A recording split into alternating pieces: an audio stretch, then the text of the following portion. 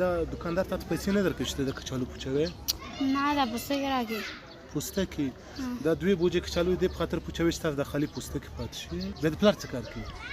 پلار مې شهید شو. د ژوند په ستړیو لارو کې بې پلاره دی. د یوه بوجې تر ماښامه پوچېږي؟ بیا چې کور ته دا کچالو یوسي بیا څو روپۍ درکوي؟ 50 روپۍ راکوي زما کاکا. بیا 50 روپۍ باندې څه کوي؟ ډوډۍ راوړم کور ته. ډوډۍ ته؟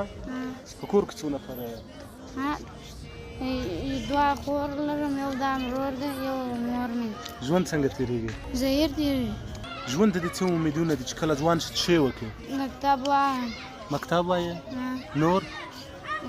ټول ځان ته دوکان جوړوم. د څه شي دوکان جوړوې ځان ته؟ ترکاري. دغه پیسې واخله، ما ته یوه غېږه راکړه. څوک نشي محروم له دغسې